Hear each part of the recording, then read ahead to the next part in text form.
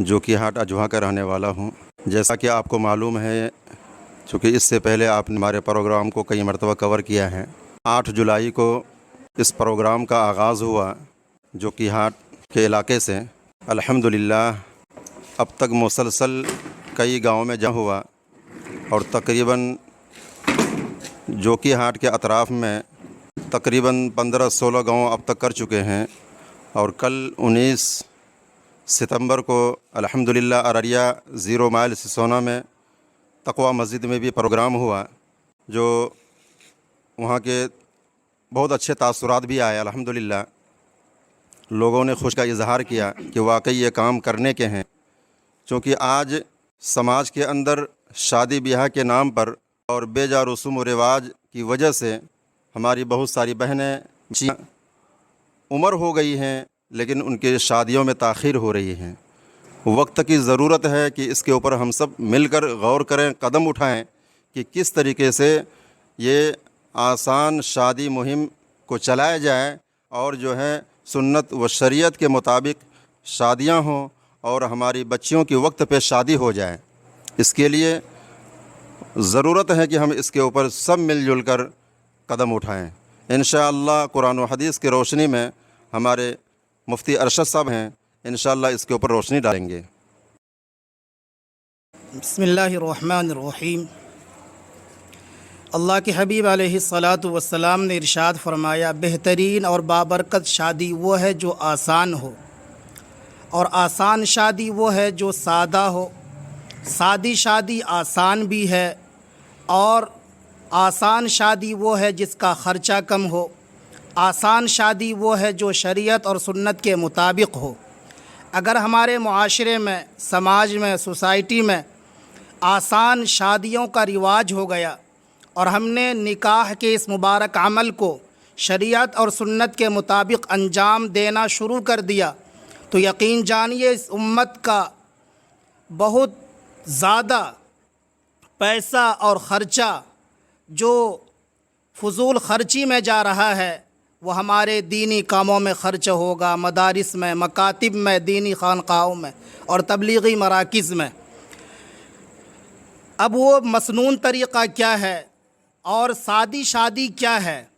تو فقط اتنی بات یاد رکھیے کہ شادی میں 6 نمبر ہیں، 2 نمبر تو فرض ہیں، 1 نمبر واجب، اور 2 چیزیں سنت ہیں، اور 1 چیز جائز اور مباح ہے۔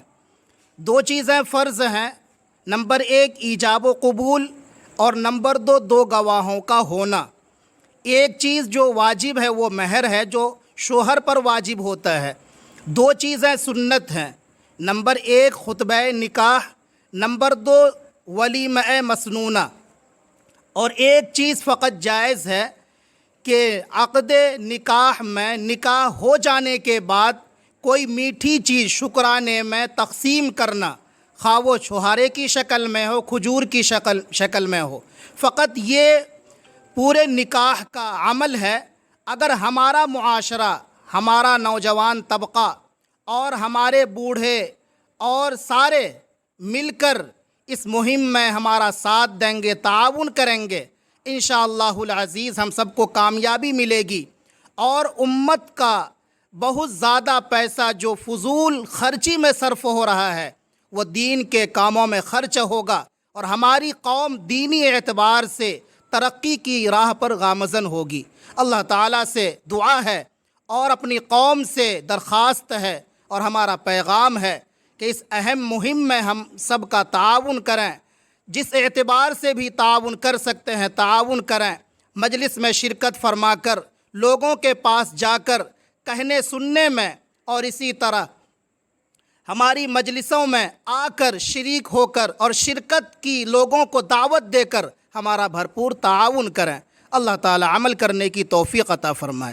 ہم لوگوں کے لیے ایک بہت خوشی اور رہنمائی کا وقت ہے کہ آج تک منظم طریقے سے ہمارے سماج اور معاشرے میں جو جہیز اور اس میں ہونے والے رسومات دن بدن عروج پر جا رہا تھا، منظم طریقے سے ان کو روکنے کے لیے کوئی تدبیر، کوئی طریقہ ہمارے سامنے میں نہیں تھا۔ ہر مخلص لوگ، ایمان والے لوگ دل میں تڑپ محسوس کر رہے تھے کہ یہ بند ہونا چاہیے، رکنا چاہیے، لیکن دور دور تک ایک منظم طریقہ نہیں تھا۔ الحمدللہ تحریک فلاح انسانیت نے اس خلا کو پورا کیا ہے، اور گزشتہ 3 مہینوں سے بہت متحرک ہو کر جو کہ ہاٹ اور پلاسی کے علماء، حفاظ، ائمہ، دانشوران بہت مضبوطی کے ساتھ گاؤں گاؤں میں جا کر اس کو مضبوط کرنے کے لیے، اس کو عمل میں لانے کے لیے محنت کر رہے ہیں۔ اسی کی ایک کڑی آج کا یہ رانی گاؤں کا ایک پروگرام ہے۔ ایک جہیز کے بارے میں اگر ہم بات کرنا چاہیں گے، اس کا اتنا بڑا نقصان ہے۔ ایک تو یہ ہے کہ وہ شریعت کے منشا کے خلاف ہے، دوسرا اس کا ڈائریکٹ نقصان یہ ہے، اس کی وجہ سے آج ہماری بہن، ہماری بیٹیاں اپنی جان دے رہی ہیں، خودکشی کر رہی ہیں، اور یہ بھی سننے میں آیا، دیکھنے میں آ رہا ہے، محسوس ہو رہا ہے کہ جہیز کی بوجھ کی وجہ سے یہ مسلم معاشرہ ایک ہندوانہ رسم کو اختیار کرنے کی وجہ سے ہماری بہنیں جو ایک کمزور گھرانے کی ہیں، وقت پر شادی نہ ہونے کی وجہ سے غیروں کے دامن کو بھی تھام رہی ہے۔ ایسا بھی تو ایسے حالات کے اندر پوری انسانیت کی ذمہ داری ہے، خاص طور سے مسلمانوں کی ذمہ داری ہے، اس جیسے ناسور کو ختم کرنے کے لیے، رسم و رواج سے ہمارے معاشرے کو پاک کرنے کے لیے ہر ممکن کوشش اور تعاون کریں۔ اللہ اس میدان میں کام کرنے والے تمام لوگوں کو اس کا ایک صحیح بدلہ اور اجر عطا فرمائے، اور اس کی محنت کی وجہ سے ہمارے معاشرے کو ایک اسلامی معاشرہ بنائے۔ آمین۔